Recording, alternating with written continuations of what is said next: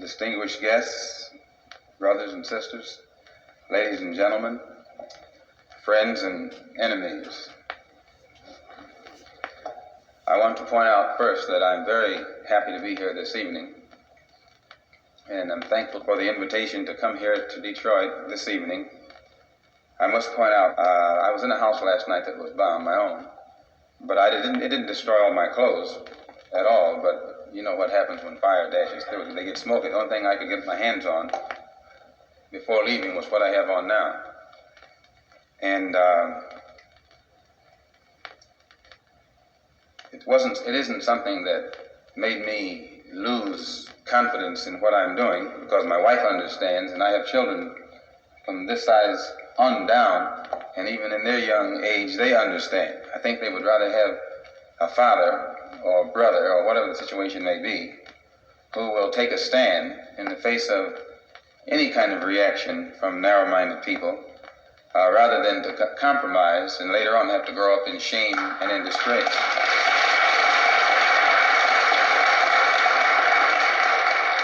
So I just ask you to excuse my appearance. I don't normally come out in front of people without a shirt and a tie. I guess that's somewhat a holdover from the Black Muslim movement, which I was in, and that's one of the good aspects of that movement. It teaches you to be very careful and conscious of how you look, which is a positive contribution on their part.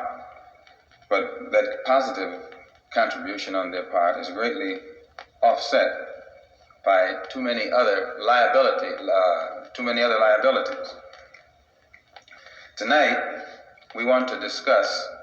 And by the way, also, when I came here today, I was last night, the temperature was about 20 above, and when this explosion took place, I was caught in what I had on, some pajamas, and in trying to get my family out of the house, none of us stopped for any clothes at that point. So we were out in the 20-degree cold. I myself I had gotten them into the house of the neighbor next door. And so I thought perhaps being in that condition for so long, I would get pneumonia or a cold or something like that. So a doctor came today, a nice doctor too, and he shot something in my arm that naturally put me to sleep. And I've been back there asleep ever since the program started in order to get back in shape.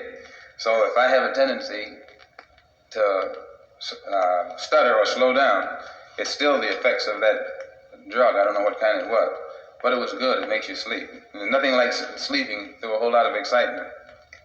Tonight, one of the things that has to be stressed is that which has not only the United States very much worried, but which also has France, Great Britain, and most of the powers who formerly were known as colonial powers worried also.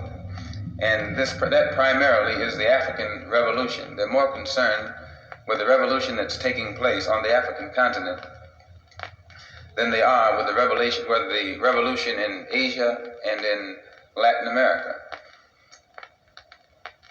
And this is because there are so many people of African ancestry that's within the domestic confines or jurisdiction of these various governments.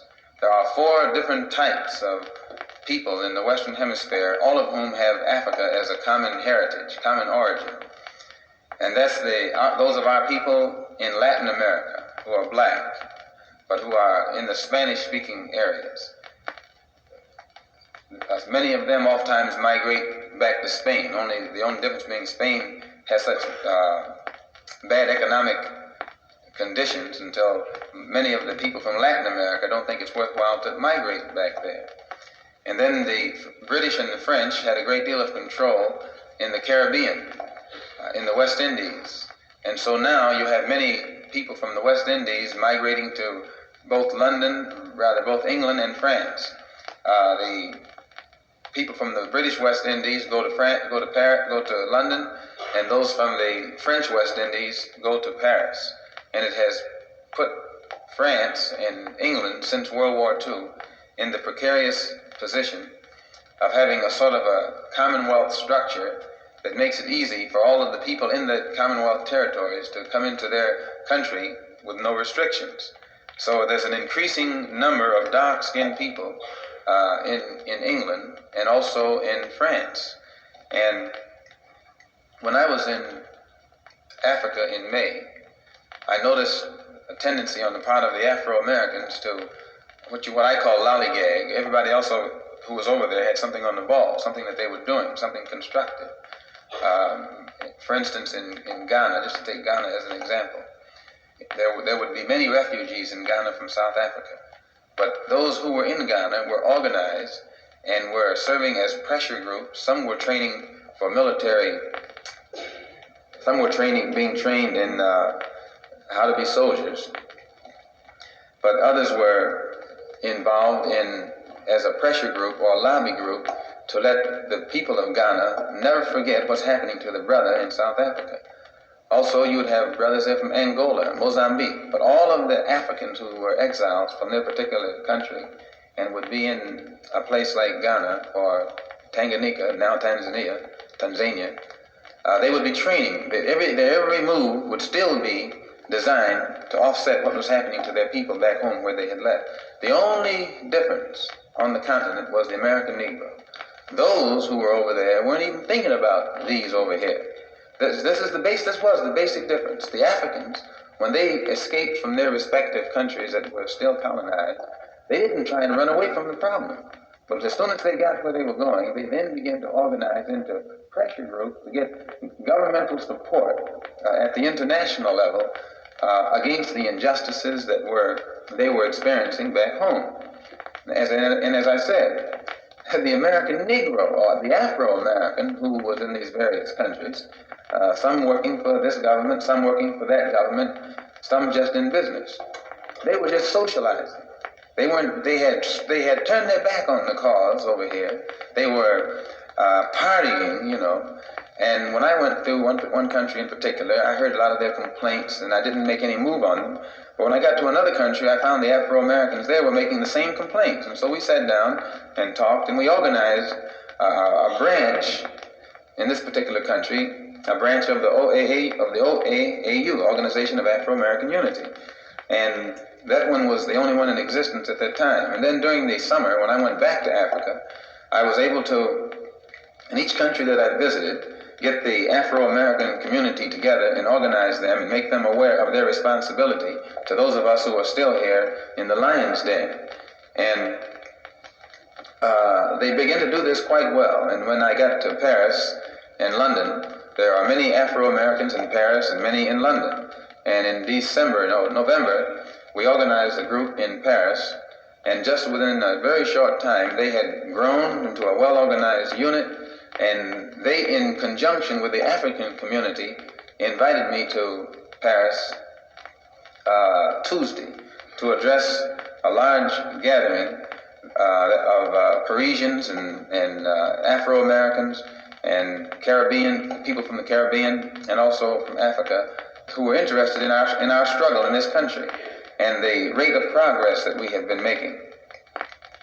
But since the French government and the British government and this government here, the United States, knows that I have been almost fanatically stressing the importance of the Afro-American uniting with the African and working as a coalition, especially in areas which are of mutual benefit to all of us. And the governments in these different places were frightened because they know that the black revolution that's taking place on the outside of their house, and I might point out right here that you have colonialism or imperialism, as the slave system of the West is called, is not something that's just confined to England or France or the United States. But the interests in this country are in cahoots with the interests in France and the interests in Britain. And by this one huge complex or combine, and it creates what's known as not the American power structure or the French power structure, but it's an international power structure.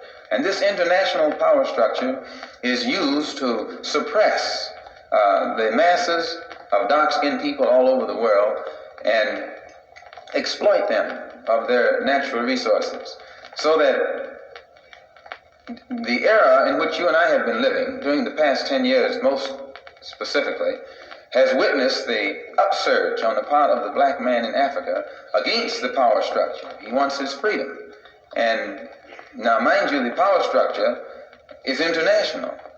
And as such, its own domestic base is in London and Paris and Washington, D.C., and so forth. And the outside or external phase of the revolution, which is manifest in the attitude and action of the Africans today, is troublesome enough. The revolution on the outside of the house or the outside of the structure is troublesome enough. But now the powers that be are beginning to see that this struggle on the outside by the black man is infecting the black man who is on the inside of that structure. And I hope you understand what I'm trying to say. The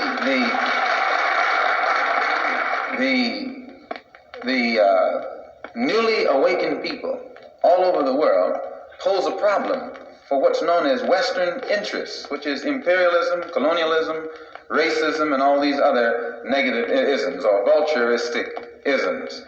And just as the external forces pose a grave threat, they can now see that the internal forces pose an even greater threat. But the internal forces pose an even greater threat only when they have properly analyzed the situation and know what the stakes really are.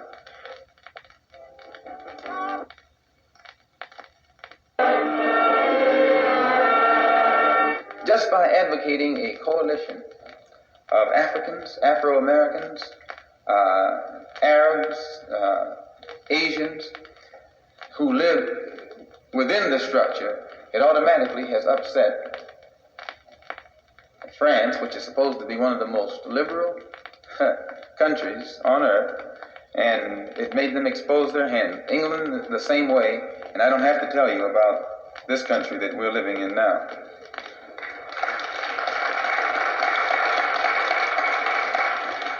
So when you count the number of dark-skinned people in the Western Hemisphere, you can see that there are probably over 100 million. When you consider Brazil as two-thirds what we would call colored or non-white, and Venezuela and the Honduras and the other Central American countries, Cuba and the Jamaica and the United States and even Canada, when you total all these people up, you have probably over 100 million.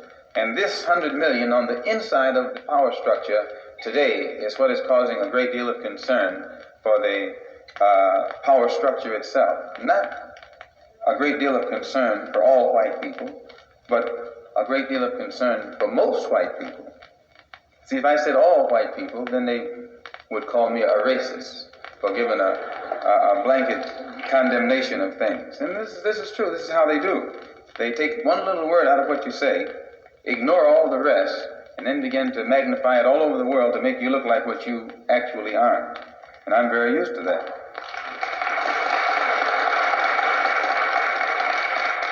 So we saw that the first thing to do was to unite our people, not only unite us internally, but we have to be united with our brothers and sisters abroad.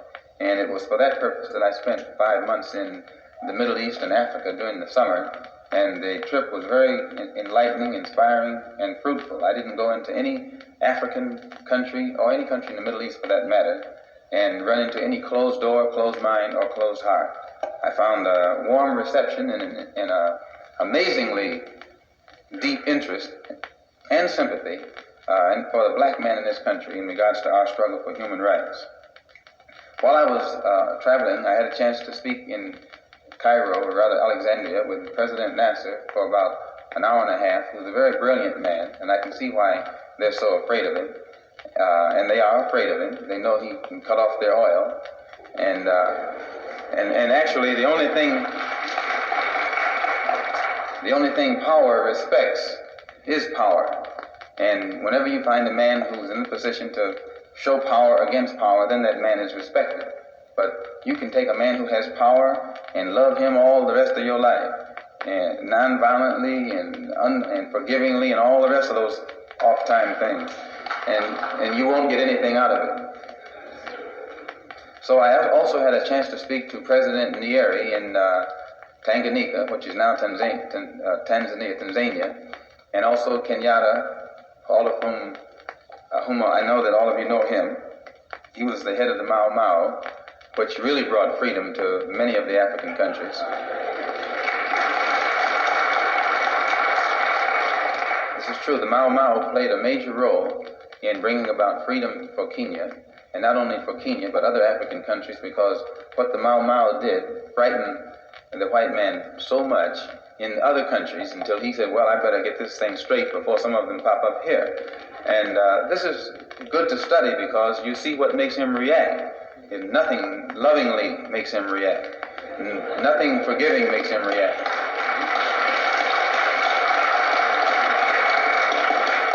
The only time he reacts is when he knows you can hurt him. And when you let him know you can hurt him, he has to think 2 or 3 times before he tries to hurt you. But if you're not going to do nothing but return that hurt with love, why, good night. He knows you're out of your mind. And also, I had an opportunity to speak with President Azikiwe in Nigeria, President Nkrumah in Ghana, and President Sékou Touré in Guinea. And in all of these people, I found nothing but warm friendship, sympathy, and a desire to help the black man in this country in fighting our problem. And we have a very complex problem. Now, I hope you forgive me for just speaking so informally tonight, but I frankly think it's always better to be informal. As far as I'm concerned, I can speak to people better in an informal way than I can with all of this stiff formality that ends up meaning nothing. Plus, when people are informal, they're relaxed. When they're relaxed, their mind is more open, and they can weigh things more objectively. And whenever you and I are discussing our problems, we need to be very objective, very cool, calm, collected, but that doesn't mean we should always be. There's a time to be cool and a time to be hot. And see, you got messed up into thinking that there's only one time for everything. There's a time to love and a time to hate. Even Solomon said that, and he was in that book too. You just taking something out of the book that fits your cowardly nature. And when you don't want to fight, you say, well, Jesus said don't fight. But I don't even believe Jesus said that.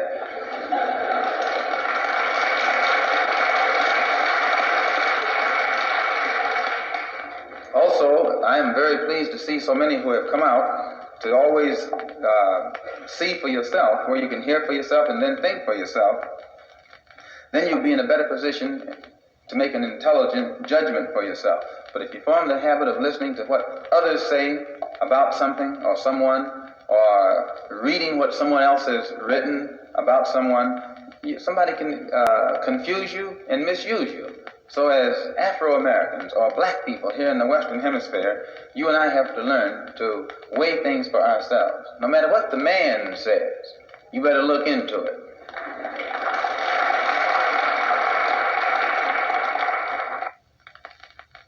And a good example of why it's so important to look into things for yourself. I was on a plane between Algiers and Geneva, and it just happened that two other Americans were sitting in the two seats next to me. None of us knew each other, and the other two were white, one a male, the other a female.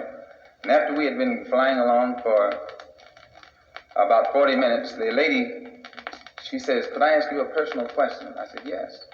She said, well, she had been looking at my briefcase, and she said, "Well, what does that X?" She says, "What kind of last name could you have that begins with X?" So I said, "That's it, X." And she said, "Well, what does the M stand for?" I said, "Malcolm."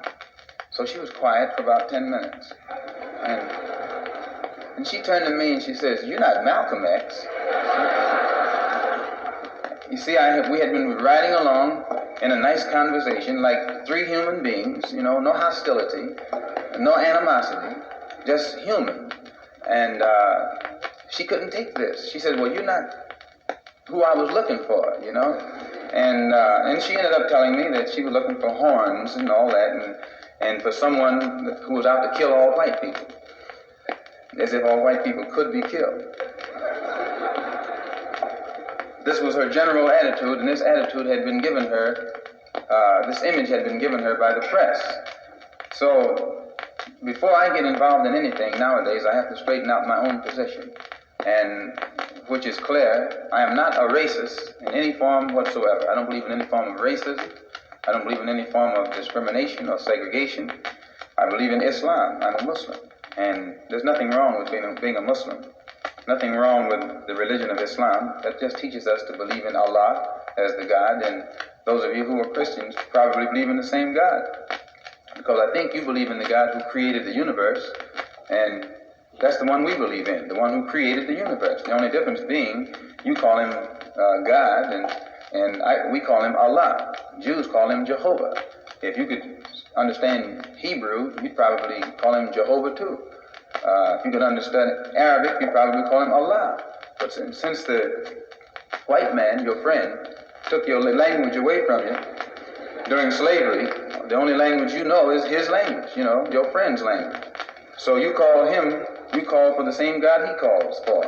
When he's putting a rope around your neck, you call for God, and he calls for God.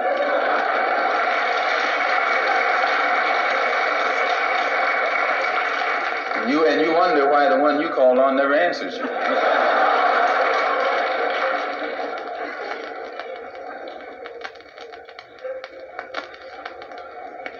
So that once you realize that I believe in the Supreme Being who created the universe, and believe in him as being one, I also have been taught in Islam that one God who only has one religion, and that religion is called Islam, and all of the prophets who came forth taught that religion. Abraham, Moses, Jesus, Muhammad, all of them. And by believing in one God and one religion and all of the prophets, it creates unity. There's no room for argument, no need for us to be arguing with each other. And also in that religion, the real religion of Islam. And when I was in the Black Muslim movement, they didn't have the real religion of Islam in that movement. It was something else. And but the real religion of Islam doesn't teach anyone to judge another human being by the color of his skin. The yardstick that is used by the Muslim to measure another man is not the man's color, but the man's deeds, the man's conscious behavior, the man's intentions. And when you use that as a standard of measurement or judgment, you never go wrong. But when you just judge a man because of the color of his skin, then you're committing a crime, because that's the worst kind of judgment. If you judge him just because he was a Jew, that's not as bad as judging him because he's black.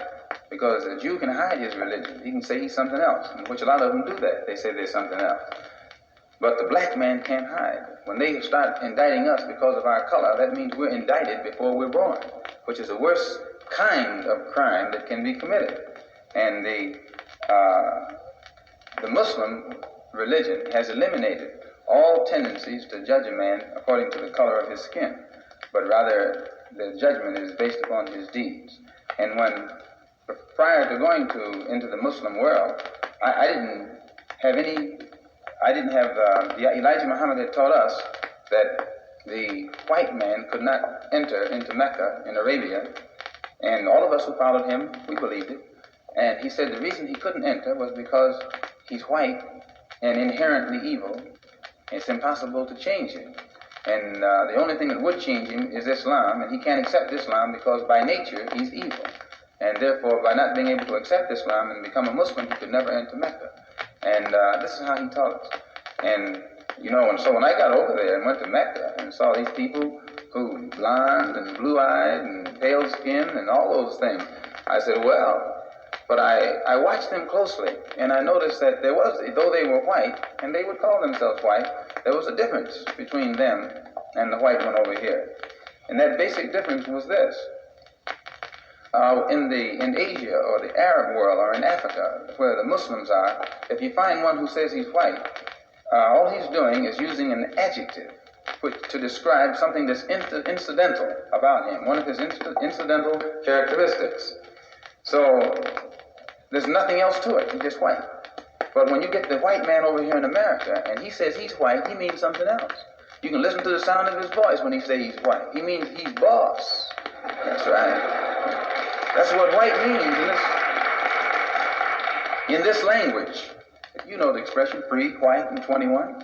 He made that up. He's letting you know all of them mean the same. White means free, boss. He's up there. So that when he says he's white, he has a little different sound in his voice. And I know you know what I'm talking about. This was what I saw was missing in the Muslim world. If they said they were white, it was incidental. White, black, brown, red, yellow. It doesn't make any difference what color you are. And so this was the religion that I had accepted and had gone there to get a better knowledge of it. But despite the fact that I saw that Islam was a religion of brotherhood, I also had to face reality. And when I get back into this American society, I'm not in a society that practices brotherhood. I'm in a society that might preach it on Sunday, but they don't practice it on no day, on any day. And so since I could see that America itself is a society where there is no brotherhood, and that this society is controlled primarily by racists and segregationists, and it is, who are in Washington, D.C. in positions of power, and from Washington, D.C. they exercise the same forms of brutal oppression against dark-skinned people in South and North Vietnam, or in the Congo, or in Cuba, or in any other place on this earth where they're trying to exploit and oppress. This is a society whose government doesn't hesitate to inflict the most brutal form of punishment and oppression upon dark-skinned people all over the world. To wit, right now, what's going on in and around Saigon and Hanoi, and in the Congo and in elsewhere. They are violent when their interests are at stake. But all of that violence that they display at the international level, when you and I want just a little bit of freedom, we're supposed to be nonviolent. They're violent. They are violent in Korea, they're violent in Germany, they're violent in the South Pacific, they're violent in Cuba, they're violent wherever they go. But when it comes time for you and me to protect ourselves against lynchers, they tell us to be nonviolent.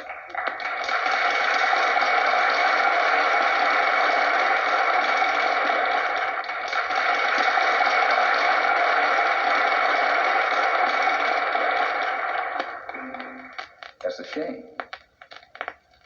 because we get tricked into being nonviolent. And when somebody stands up and talks like I just did, they say, well, he's advocating violence. Isn't that what they say? Every time you pick up your newspaper, you hear where one of these things has written into it that I'm advocating violence. And I have never advocated any violence. I've only said that black people who are the victims of organized violence perpetuated upon us by the Klan, the Citizens Council, and many other forms, we should defend ourselves. And when I say that we should defend ourselves against the violence of others, they use their press skillfully to make the world think that I'm calling on violence, period. And I wouldn't call on anybody to be violent without a cause. But I think the black man in this country, above and beyond people all over the world, will be more justified when he stands up and starts to protect himself, no matter how many necks he has to break and heads he has to crack.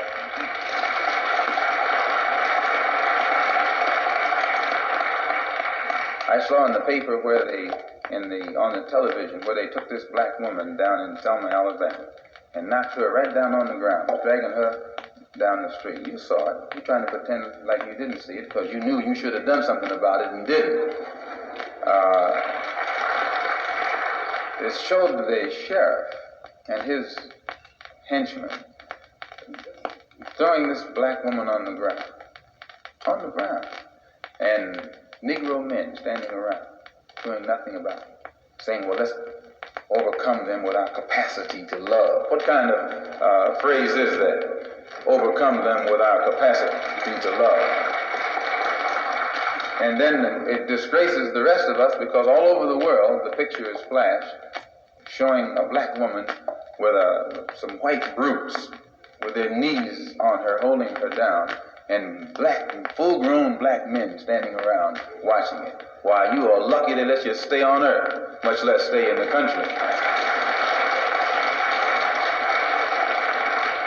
When I saw it, I dispatched a wire to Rockwell. Rockwell was one of the agitators down there. Rockwell, this Lincoln Rockwell. And the wire said, in essence, that this is to warn him that I am no longer held in check from fighting white supremacists by Elijah Muhammad's separatist black Muslim movement, and that if Rockwell's presence in Alabama causes harm to come to Dr. King or any other black person in Alabama who's doing nothing other than trying to enjoy their rights, then Rockwell and his Ku Klux Klan friends would be met with maximum retaliation from those of us who are not handcuffed by this nonviolent philosophy.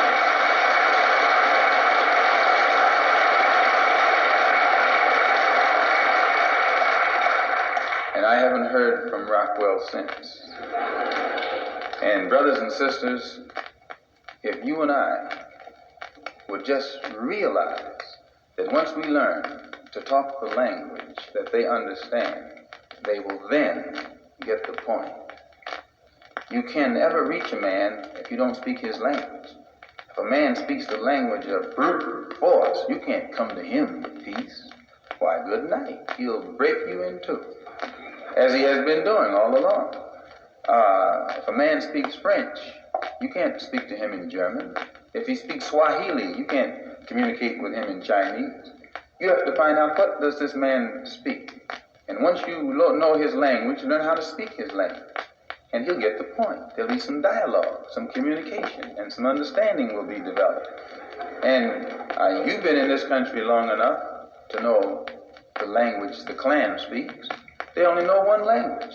And what you and I have to start doing in 1965, I mean, that's what you have to do, because most of us already been doing it, is start learning a new language. Learn the language that they understand. And then when they come upon our doorstep to talk, we can talk.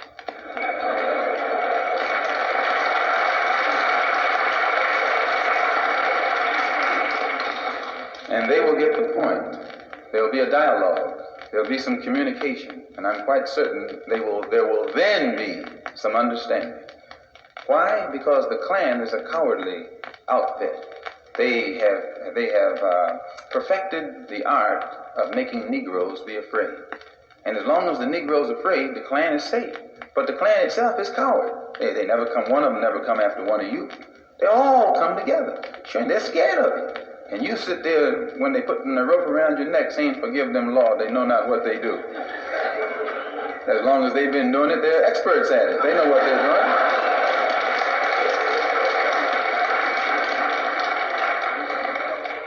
No, since the federal government has shown that it isn't going to do anything about it, but talk, then it is a duty. It's your and my duty as men, as human beings. It's our duty to our people to organize ourselves and let the government know that if they don't stop that Klan, we'll stop it ourselves. And then you'll see the government start doing something about it. But don't ever think that they're going to do it just on some kind of morality basis. No.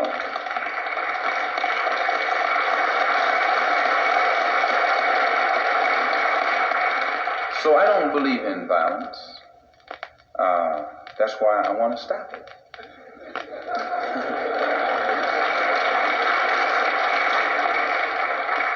And you can't stop it with love. Not love of those things down there. No. So, we only mean vigorous action in self-defense. And that vigorous action, we feel, we're justified in initiating by any means necessary. Now, the press, behind something like that, they call us racists and people of violence in reverse. This is how they psycho you. They make you think that if you try to stop the Klan from lynching you, you're practicing violence in reverse. Pick up on this. I hear a lot of you all parrot what the man says. You say, well, I don't want to be a Ku Klux Klan in reverse. Well, you should.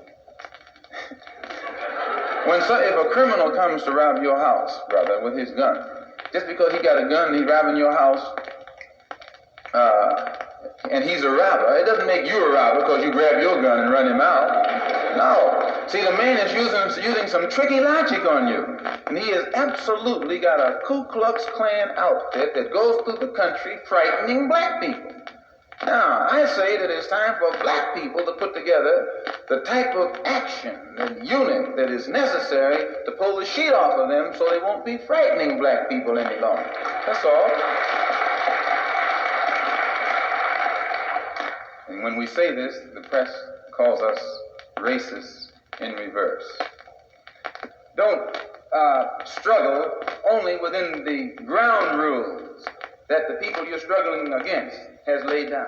Why, this is insane. But it shows you how they can do. They make with skillful manipulating of the press, they're able to make the victim look like the criminal, and the criminal look like the victim. Right now, in New York, we had a couple cases where police grabbed the brother and beat him unmercifully, and then charged him with assaulting them. They use the press to make it look like he's the criminal and they're the victim. This is how they do it. And if you study how they do it here, then you'll know how they do it over here. It's the same game going all the time. And if you and I don't awaken and see what this man is doing to us, then it'll be too late. They may have the gas ovens already built before you realize that they're hot. One of the shrewd ways that they use the press to project us in the eye or image of a criminal, they take statistics.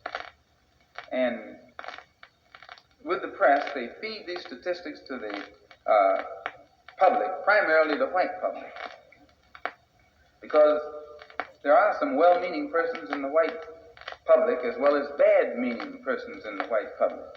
And whatever the government is going to do, it always wants the public on its side. And whether it's the local government, state government, federal government.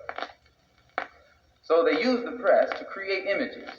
And at the local level, they'll create an image by feeding statistics to the press, through the press, showing the high crime rate in the Negro community.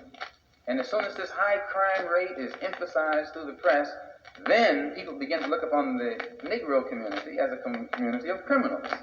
And then any Negro in the community can be stopped in the street, put your hands up, and they pat you down. You might be a doctor, a lawyer, a preacher, or some other kind of Uncle Tom. And but despite your professional standing, you'll find that you're the same victim as the man who's in the alley. Just because you're black and you live in a black community, which has been projected as a community of criminals. This is done. And once the public accepts this image also, it paves the way for a police state type activity in the Negro community. They can use any kind of brutal method to suppress blacks because they're criminals anyway. And what has given this image? The press in Africa. I read about them over there. If you'll notice, they referred to the rioters as vandals, hoodlums, thieves. They tried to make it appear that this wasn't, they tried to make it, they did this. They skillfully took the burden off the society for its failure to correct these negative conditions in the black community. Took the burden completely off the society and put it right on the community by using the press to make it appear that the looting and all of this was the proof that the whole act was nothing but vandals and robbers and thieves who weren't really interested in anything other than that which was negative. And I hear many old, dumb, brainwashed Negroes who parrot the same old party line that the man handed down in his paper. It was not the case that they were just knocking out store windows ignorantly. In Harlem, for instance, all of the stores are owned by white people. All the buildings are owned by white people. The black people are just there, paying rent, buying the groceries. But they don't own the stores, the clothing stores, food stores, any kind of store. Don't even own the homes that they live in. This is all owned by outsiders. And in these rundown apartment dwellings, the black man in Harlem pays more money for it than the man down in the rich Park Avenue section. It costs us more money to live in the slum than it costs them to live down on Park Avenue. And black people in Harlem know this. And the white merchants charge us more money for food in Harlem. And it's the cheap food. It's the worst food. We have to pay more money for it than the man has to pay for it downtown. So black people know that they're being exploited and that their blood is being sucked, and they see no way out of it. So finally, when the thing is sparked, the white man is not there. He's gone. The merchant is not there. The landlord is not there. The one he considers to be the enemy isn't there.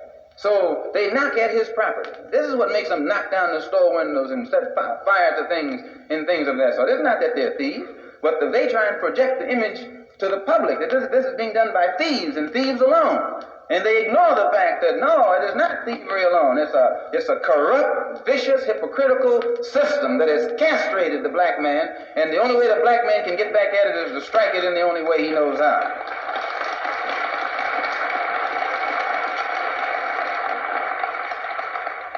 They use the press. That doesn't mean that all reporters are bad. Some of them are good, I suppose. But you can take their collective approach to any problem and see that they can always agree when it gets to you and me. When they knew that this affair, which is designed to honor outstanding black Americans, is it not? You'd find nothing in the newspapers to give the slightest hint that this affair was going to take place. Not one hint. Why? You see, you have many sources of news. If you don't think that they're in cahoots, watch. They're all interested or none of them are interested. It's not a staggering thing. They're not going to say anything in advance that's being given by any black people who believe in functioning beyond the scope of the ground rules that are laid down by the liberal element of the power structure. When you begin to start thinking for yourself, you frighten them. And they try and block your getting to the public for fear that if the public listens to you, then the public won't listen to them anymore. And they got certain Negroes whom they have to keep blowing up in the paper to make them look like leaders, so that the people will keep on following them, no matter how many knots they get on their head following him. This is how the man does it. And if you don't wake up and find out how he does it, I tell you, they'll be building gas chambers and gas ovens pretty soon. I don't mean those kind you got at home in your kitchen. Another example at the international level of how skillfully they use this trickery was in the Congo. In the Congo, airplanes were dropping bombs on African villages. African villages don't have a defense against bombs, and the pilot can't tell who the bomb is being dropped upon. When a bomb hits a village, everything goes. And these pilots flying planes filled with bombs, dropping these bombs on African villages, were destroying women, were destroying children, were destroying babies. You never heard any outcry over here about that. And it had started way back in June. They would drop bombs on African villages that would blow that village apart and everything in it. Man, woman, child, and baby. No outcry, no sympathy, no support, no concern, because the press didn't project it in such a way that it would be designed to get your sympathy. They know how to put something so that you'll sympathize with it, and they know how to put it so you'll be against it. I'm telling you, they are masters at it. And if you don't develop the analytical ability to read between the lines in what they're saying, I'm telling you again, they'll be building that gas ovens.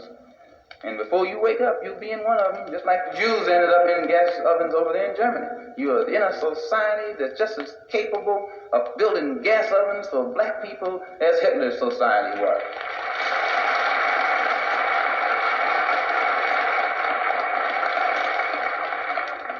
This was mass murder in the Congo of women and children and babies. But there was no outcry even from the white liberals, even from your friends. Why? Because they made it appear that it was a humanitarian project. They said that the planes were being flown by American-trained anti-Castro Cuban pilots. This is propaganda too. As soon as you hear that it's American-trained, you say, oh, that's all right, that's us. Mercenary, these pilots are. And a mercenary is not someone who kills you because he's patriotic. He kills you for blood money. He's a hired killer. That's what a mercenary means. And they're able to take these hired killers, put them in American planes with American bombs, and drop them on African villages, blowing to bits black men, black women, black children, black babies, and you black people sitting over here cool, like it doesn't even involve you. You're a fool. They'll do it to them today and do it to you tomorrow. Because you and I and they are all the same. They call it a humanitarian project, and that they're doing it in the name of freedom. And all of this, these glorious terms are used to pave the way in your mind for what they're going to do. Then they take Shombe. You heard of Shombe. He's the worst African that was ever born. The lowest type that was ever born. He's a murderer himself. He's the murderer of Lumumba, the former prime minister of the first and only rightful prime minister of the Congo. He's an international, he's a murderer with an international stature as a murderer. Yet the United States government went and got Shombe in Spain and put him as the head of the Congolese government. Imagine this is criminal. Here's a man who's a murderer. So the United States takes him, puts him over the Congo, and supports his government with your tax dollars. Now, in other words, they hire him to occupy the position as head of state over the Congo. A killer. He is a hired killer himself. His salary paid by the United States government. And he turns, his first move is to bring in South Africans who hate everything in sight. He hires those South Africans to come and kill his own Congolese people. And the United States, again, pays their salary. You know, it's something to think about. How do you think you would feel right now if some Congolese brothers walked up to you? They look just like you. Don't think you don't look Congolese. You look as much Congolese as a Congolese does. They got all kinds of Congolese over there. How would you feel if one of them walked up to you and asked you about what your government is doing in the Congo? I was asked that when I was over there. But they didn't have to come to me like that because they know where I stand automatically anyway. And for which I'm thankful to the press for letting everybody know where I stand.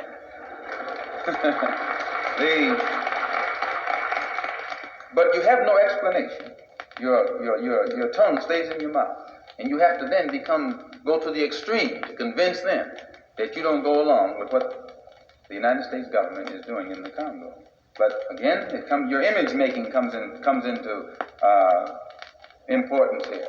And they justified the usage of Shombe as the present head of state by saying he's the only African who can unite or bring unity to the Congo. Has he brought unity to the Congo? But see, this is their game. And their real reason for wanting Shambi there was so that Shambi could invite them to come in. No other African head of state would have dared to invite outside powers, so they put Shambi there. And as soon as Shambi got there, then he invited them to bring paratroopers from Belgium in the United States transport planes to try and recapture the Congo. This was all a cold-blooded act on the part of your Western powers, namely the Western powers here in the United States, the interest in the United States, in England, in France, and in Belgium, and so forth. They want the wealth of the Congo, plus its strategic geographic position.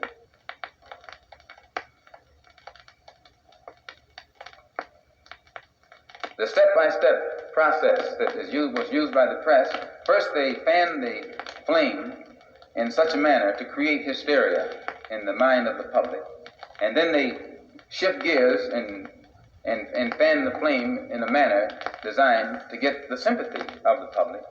And once they go from hysteria to sympathy, their next step is to get the public to support them in whatever act they're getting ready to go down with. You're dealing with a cold, calculating international machine that's so criminal in its objectives and motives that it has the seeds of its own destruction right within it.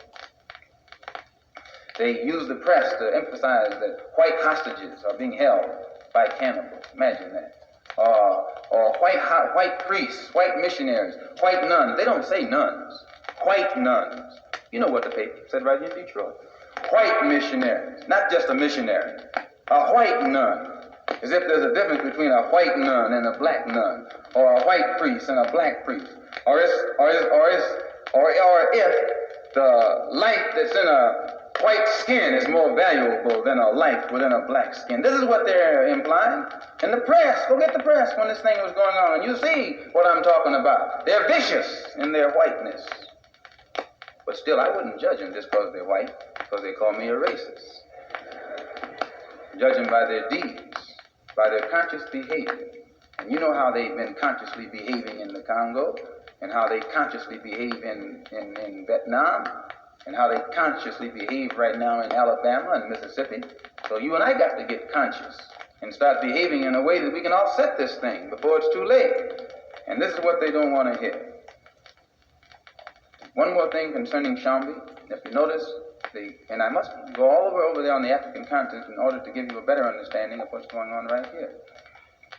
The next thing that is good to know about Shambi, no Congolese troops have ever won any victories whatsoever for the present Congolese government.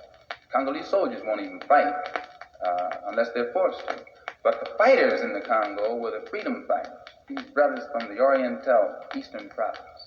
And they fought with stones and sticks and rocks, spears and arrows. And the only time they had a gun was when they got some soldier who had it, and they'd kill him and take his gun. But they were winning. They took over 2/3 of the Congo, showing you they were fighting from their heart. Whereas these other people, their heart wasn't in it. And because of the fighting spirit of these people, it will be impossible for Shambi to remain as head of state over the Congo without additional troops, white troops, constantly being brought in from South Africa or elsewhere. But sooner or later, these troops are going to give out, and then America is going to have to increase her troops, like she did in South Vietnam. You know, she's not at war over there. You know, they're only over there advising. They got about 20,000 advisors, you know, on the front line. But it's not a war. It's just they're in an advisory capacity while they insult the intelligence of their own public. And they're going to have to end up doing the same thing in the Congo. They'll be trapped. They'll have to eventually send American troops to occupy the Congo because the African freedom fighters are going to fight. They're not going to give up 1 inch without fighting back. And this is something that you should know, that they realize now on the African continent what's at stake and how much all of these Western powers have in common in what they're doing in cahoots with each other behind the closed door. So on the African continent, they are training Africans to be soldiers so that they can invade each one of these countries and take it over and give it to their rightful people. One of the reasons, one of the last things I must say concerning the Congo, not only do they not intend for the Congo to fall into African hands because of its mineral wealth, and it has the greatest deposits of some of the richest elements or minerals of any other area on this earth. They don't intend to give it up because of its wealth.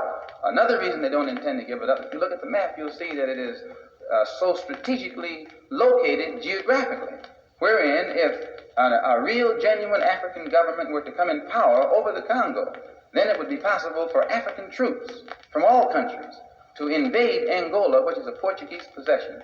And if Angola fell, and it would fall, then it would only be a matter of time before Southwest Africa, Southern Rhodesia, and Bechuanaland also would fall, and it would put African troops right on the border of South Africa. And that's where they really want to get, at that man down there in South Africa.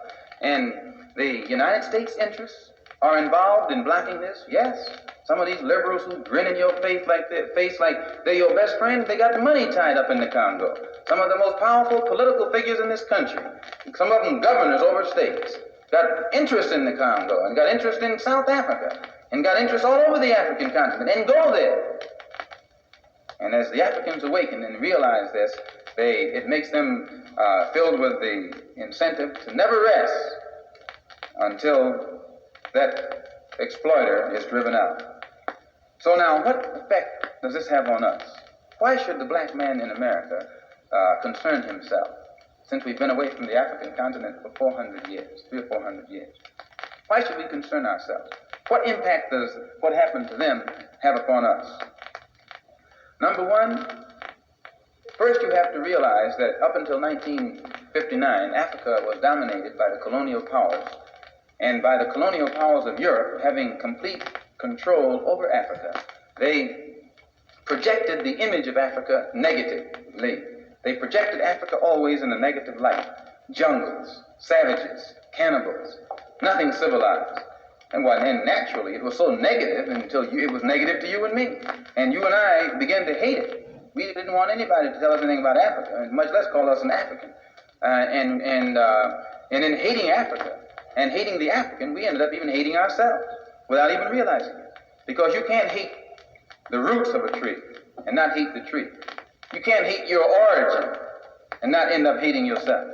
You can't hate Africa and not hate yourself. And you show me one of these people over here who have been thoroughly brainwashed, who has a negative attitude toward Africa, and I'll show you one that has a negative attitude toward himself. You can't have a negative attitude toward yourself, a positive attitude toward yourself, and a negative attitude toward Africa at the same time. To the same degree that your attitude, that your understanding of an attitude toward Africa becomes positive, you'll find that your understanding of and your attitude toward yourself will also become positive. And this is what the white man knows. So they very skillfully made you and me hate our African identity, our African characteristics. And you know yourself that we have been a people who hated our African characteristics. We hated our hair. We hated the shape of our nose. We wanted one of those long, dog-like noses, you know. Yeah. We hated the color of our skin. Hated the blood of Africa that was in our veins. And in hating our features and our skin and our blood, why we had to end up hating ourselves. And we hated ourselves. Our color became to us a chain. We felt that it was holding us back. Our color became to us like a prison, which we felt was keeping us confined, not letting us go this way or that way. And we felt that all of these restrictions were based solely upon our color, and the psychological reaction to that would have to be that as long as we felt imprisoned or chained or trapped by black skin, black features, and black blood, that skin and those features and that blood that was holding us back automatically had to become hateful to us. And it became hateful to us. It made us feel inferior. It made us feel inadequate. It made us feel helpless. And when we fell victim to this feeling of inadequacy or inferiority or helplessness, we turned to somebody else to show us the way. We didn't have confidence in another black man to show us the way, or black people to show us the way. In those days, we didn't. We didn't think a black man could do anything but play some horn, some sounds, and make you happy with some songs. And in that way, but in serious things, where our food, clothing, and shelter was concerned, and our education was concerned, we turned to the man. We never thought in terms of bringing these things into existence for ourselves. We never thought in terms of doing things for ourselves because we felt helpless. And what made us feel helpless was our hatred for ourselves. Our hatred for ourselves stemmed from our hatred of things African. Long about 1955, they had the Bandung Conference in Indonesia. And at that time, the Africans, the Asians, the Arabs, all of the non-white people got together and agreed to de-emphasize their differences and emphasize what they had in common and form a working unity. And it was the working unity, the spirit of Bandung, created a working unity that made it possible for the Asians who were oppressed, the Africans who were oppressed, and others who were oppressed to work together toward getting independence for these other people. And it was the spirit of Bandung that brought into existence this working unity that made it possible for nations that didn't have a chance to become independent, they did come into their independence.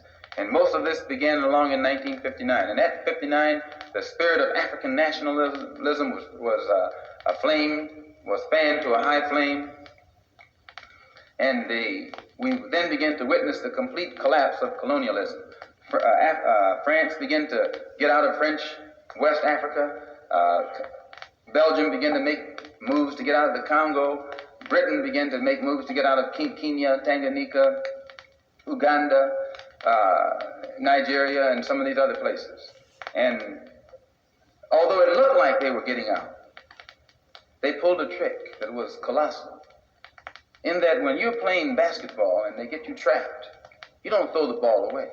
You throw it to one of your teammates who's in the clear. And this is what the European powers did. They were trapped on the African continent. They couldn't stay there. They were looked upon as colonial imperialists. So they had to pass the ball to someone whose image was different. And they passed the ball to Uncle Sam. And he picked it up and has been running it for a touchdown ever since. He was in the clear. He was not looked upon as one who had colonized the African continent. But at that time, the Africans couldn't see that though the United States hadn't colonized the African continent, he had colonized 22 million blacks here on this continent, because we're just as thoroughly colonized as anybody else. When the ball was passed to the United States, it was passed at a time when John Kennedy came into power. He picked it up and helped to run it. Was one of the shrewdest backfield runners that history has ever recorded. He surrounded himself with intellectuals, highly educated, learned, and well-informed people. And their analysis told him that the government of America was confronted with a new problem. And this new problem stemmed from the fact that Africans were now awakened. They were enlightened. And they were fearless. They would fight. So this meant that the Western powers couldn't stay there by force. And since their own economies, the European economy and the American economy, was based upon their influence, continued influence over the African continent, they had to find some means of staying there. So they used the friendly approach. They switched from the old open colonial imperialistic approach to the benevolent approach. They come up with some benevolent colonialism, philanthropic colonialism, humanitarianism, or dollarism. Immediately, everything was Peace Corps, crossroads. We got to help our African brothers. Pick up on that. Can't help us in Mississippi. Can't help us in Alabama or Detroit, out here in Dearborn, where some real Ku Klux Klan live.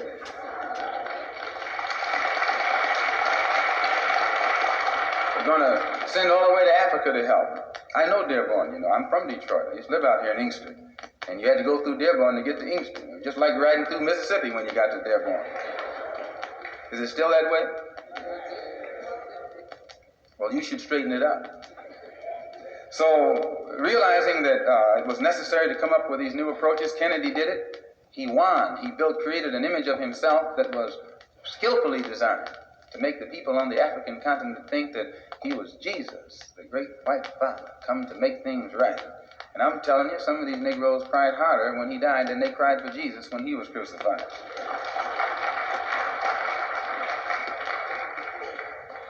From 1954 to 1964 was the era in which we witnessed the emerging of Africa.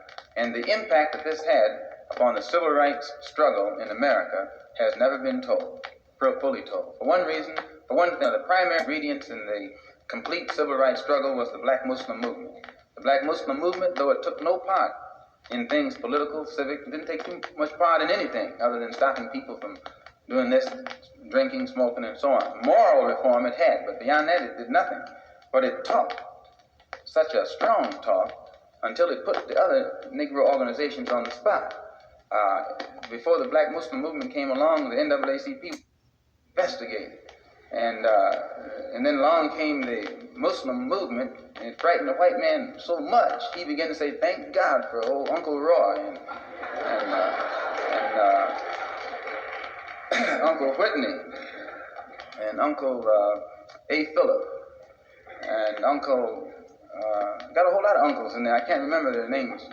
They're all older than I, so I call them Uncle. Plus, if you use the word Uncle Tom nowadays, I heard they sue you for libel, you know. So I don't call any of them Uncle Tom anymore. I call him Uncle Roy.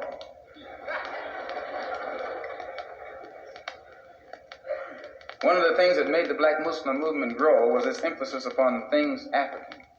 This was the secret to the growth of the Black Muslim movement. African blood, African origin, African culture, African ties. And you'd be surprised. We discovered that deep within the subconscious of the black man in this country, he's still more African than he is American. He thinks that he's more American than African because the man is jiving him, and then the man is brainwashing him every day, telling him, you're an American, you're an American. Man, how could you think you're an American and you have never had any kind of American treat over here? You have never. 10 men can be sitting at a table, eating, dining, and I can come and sit down where they're dining. They're dining. I got a plate in front of me, but nothing is on it. Because all of us are sitting at the same table, are all of us diners? I'm not a diner until you let me dine. Then I become a diner. Just being at the table with others who are dining doesn't make me a diner. And this is what you got to get in your head here in this country. Just because you're in this country doesn't make you an American. And no, you got to go farther than that before you can become an American. You got to enjoy the fruits of Americanism. And you haven't enjoyed those fruits. You've enjoyed the thorns. You've enjoyed the thistles, but you have not enjoyed the fruits. No, sir. You have fought harder for the fruits than the white man had. You have worked harder for the fruits than the white man had, but you've enjoyed less. When the man put the uniform on you and sent you abroad, you fought harder than they did. Yeah, I know you. When you're fighting for them, you can fight. The Black Muslim movement did make that contribution. They made the whole civil rights movement become more militant and more acceptable to the white power structure. He would rather have them than us. In fact, I think we forced many of the civil rights leaders to be even more militant than they intended. I know some of them get out there boom, boom, boom, and don't mean it, because they right on back in their corner as soon as the action comes. John F. Kennedy also saw that it was necessary for a new approach among the American Negroes. And during his entire term in office, he specialized in how to psycho the American Negro. Now, a lot of y'all don't like my saying this, but I wouldn't ever take a stand on that if I didn't know what I was talking about. And I don't, by living in this kind of society, pretty much around them, and you know what I mean when I say them, I learned to study them. And you can think that they mean you some good oftentimes, and if you look at it a little closer, you'll see that they don't mean you any good. That doesn't mean there aren't some of them who mean good, but it does mean that most of them don't mean good.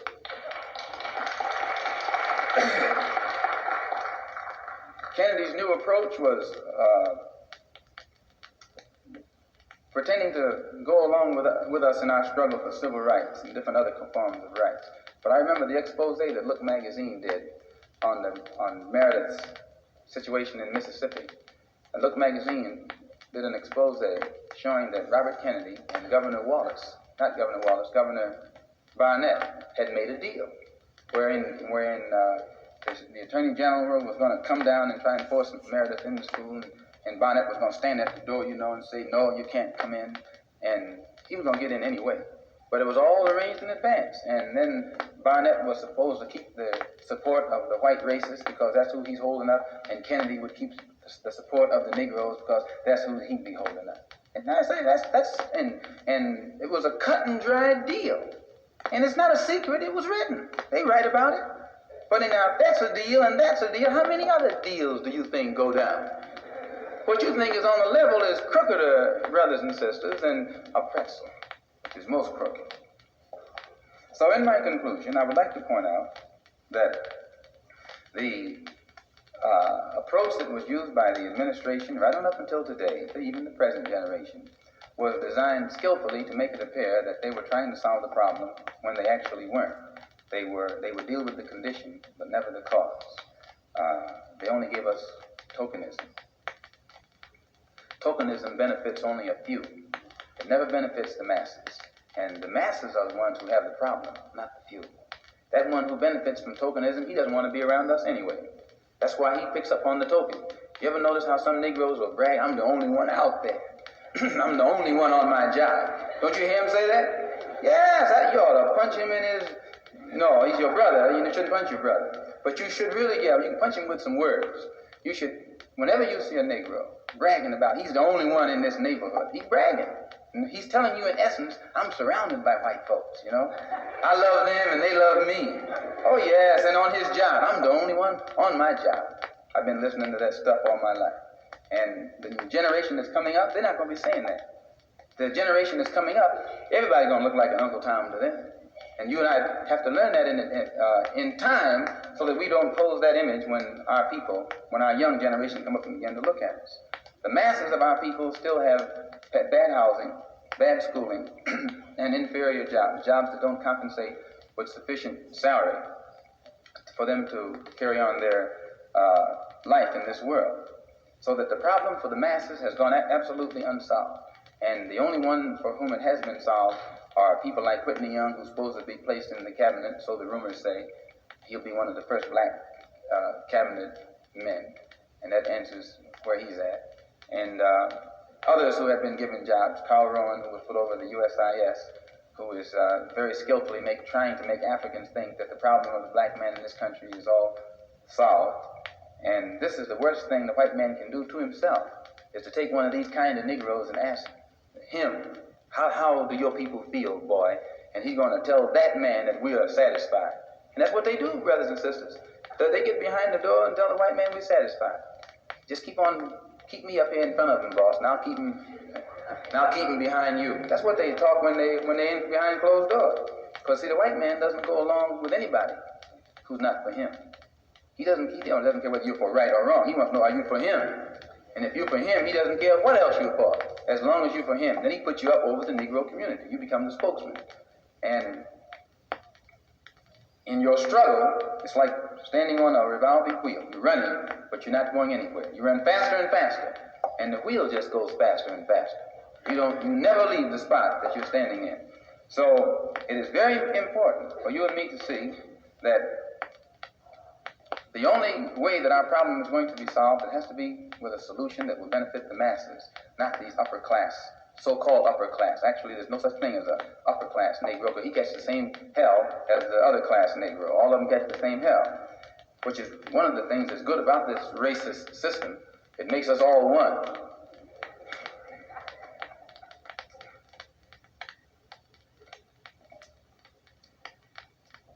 Quickly, if you'll notice, in 1963, everyone was talking about the centennial of progress. I think that's what they called it. 100 years since the signing of the Emancipation Proclamation, and they were going to celebrate how much white and black people have learned to love each other in America. You probably remember how they were talking in January of 1963.